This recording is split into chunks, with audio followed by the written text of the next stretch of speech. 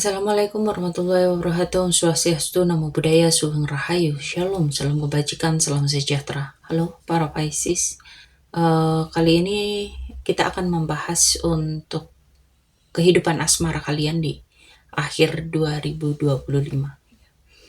Kita langsung shuffle kartunya, kita lihat ya. Kita akan pakai untuk beberapa kartu yang sekitar 14 kartu untuk melihat, karena di sini pembacaannya bukan hanya untuk kalian yang single, tetapi akan kita bacakan juga untuk kalian yang berpasangan dan untuk kalian yang menikah. Jadi kita buka semua dulu ya.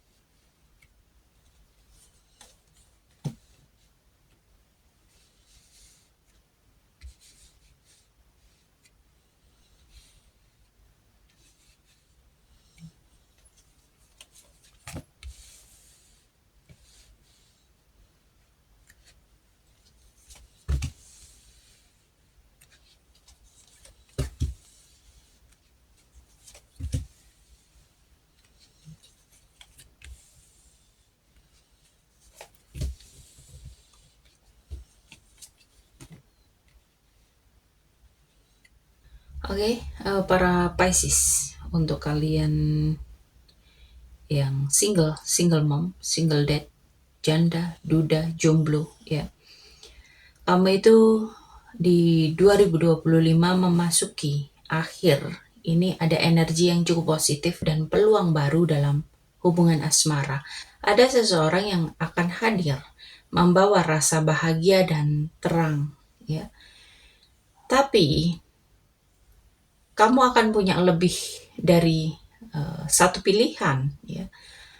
Kamu itu akan ada beberapa pilihan, tapi di sini kamu masih bingung menentukan siapa yang benar-benar serius. Dan ada awal hubungan yang stabil kalau kamu mau memberi kesempatan ya. Kamu diingatkan untuk tidak terburu-buru. Biarkan semuanya berkembang alami ya. Cinta ini akan datang kalau kamu itu seimbang antara logika dan perasaan. Dan untuk kalian yang berpasangan, hubungan kamu mungkin terasa stabil tapi sedikit stuck ya. Dan ada komitmen yang perlahan terjadi dan akan ada dorongan untuk melangkah maju, untuk memperjelas arah hubungan kalian. Dan kamu juga diperingatkan bahwa salah satu dari kalian bisa merasa lelah secara emosional ya. Mungkin butuh jeda, butuh refleksi, atau bahkan butuh mempertimbangkan perubahan besar yang akan terjadi dalam kehidupan asmara kalian ya. Jadi jangan biarkan rutinitas mematikan semangat hubungan. Dan komunikasi dan kejujuran itu akan jadi fondasi, jadi kunci supaya cinta kalian itu tetap tumbuh ya. Dan untuk kalian yang menikah, ada perpaduan antara kedamaian dan tantangan batin ya.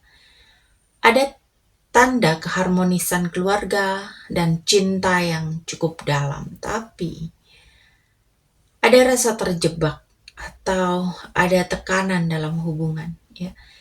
Bisa karena rutinitas, atau karena keuangan, atau komunikasi yang berjarak, yang mungkin terlalu banyak hal yang tidak dikomunikasikan, jadi kayak numpuk ya. Dan untungnya ada usaha bersama untuk memperbaiki keadaan ya. Jadi kalian ini kayak berusaha bagaimana caranya di akhir 2025 ini kembali mengharmoniskan rumah tangga. Jadi memang ada peran kuat, entah ini kamu atau pasangan kamu, dalam membawa kehangatan dan semangat baru dalam rumah tangga. Dan cinta sejati ini tumbuh lewat kerjasama dan keberanian menghadapi ketidaksempurnaan. Dan energi cinta di akhir tahun 2025 ini memang membawa transisi besar ya, dari rasa ragu menuju kejelasan, dari kalian yang berjarak menuju hubungan yang seimbang. Oke, kita lanjutkan untuk pesan semesta. Untuk pesan semesta kita ambil 3 kartu ya.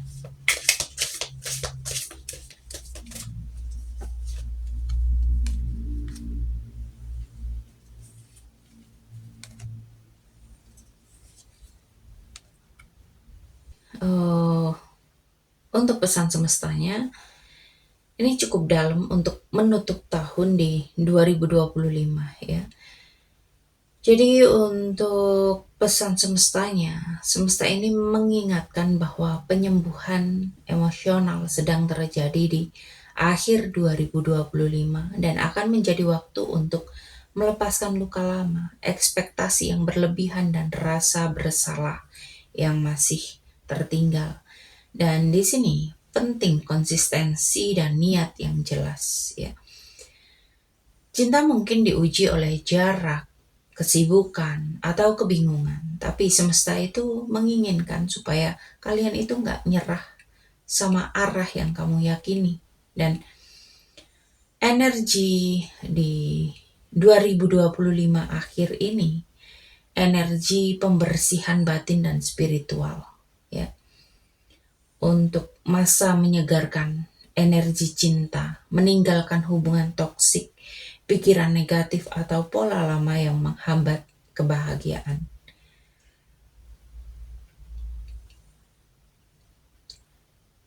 Jadi untuk kalian yang single, ini saatnya menutup bab baru masa lalu supaya siap menyambut cinta yang baru. Ya. Fokus saja pada versi terbaik dirimu dan dari sana cinta sejati akan menemukan kamu. Ya.